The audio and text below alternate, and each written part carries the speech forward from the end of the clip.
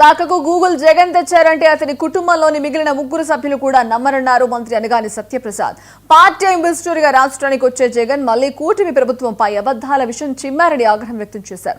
జగన్ హయాంలో కల్తీ సారాతో 27 మంది చనిపోయారన్నారు. ఇక జగన్ లండన్ ఎందుకు వెళ్లారో, ఎక్కడెక్కడికి వెళ్లారో ఎవరికీ తెలియదన్నారు. వాళ్ళ ప్రమేయం ఉంది అని చెప్పడం అంటే ఎంత హాస్యాస్పదంగా ఉందో ఈ రాష్ట్ర ప్రజలందరూ. ఎందుకంటే నేను ఒకటే మాట సూటిగా ఒక మాట అడుగుతా ఉన్నాను. గూగుల్ తేవటంలో అతని హస్తం ఉంది అనేది పులివెందల ఎమ్మెల్యే కుటుంబ సభ్యులైనటువంటి మిగతా ముగ్గురని నమ్ముతారా? అలాంటి హాస్యాస్పదమైన మాటలు అబద్ధాలు. ఎందుకంటే అబద్ధాల పునాదుల మీద పుట్టినటువంటి పార్టీ అది. ఈరోజు శవాల మీద అలాగే అబద్ధాల పునాదుల మీద దిగజారు రాజకీయాలు చేస్తూ ఉన్నారు.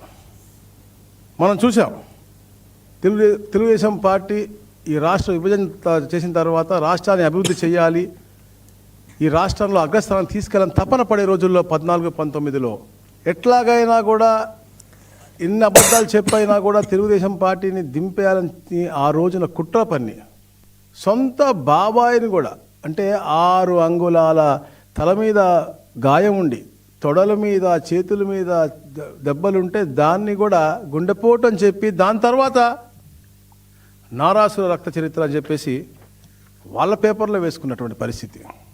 సిబిఐకి ఇవ్వాలి అన్నారు. 2019లో వాళ్ళు వచ్చిన తర్వాత సిబిఐ గురించి ఊసేయలేదు, సిబిఐ గురించి మాట్లాడలేదు.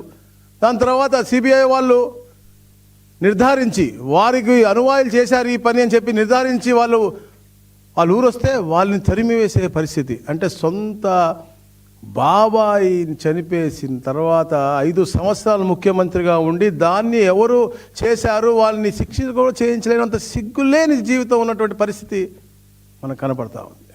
అలాగే పింక్ డైమండ్ చెప్పేసి కోర్టులో ఎఫిడవిట్లు వేశారు. పింక్ డైమండ్ అనేది అసలు లేదు అని చెప్పి వాళ్ళ నాయకులే చెప్పారు. Jubilee hills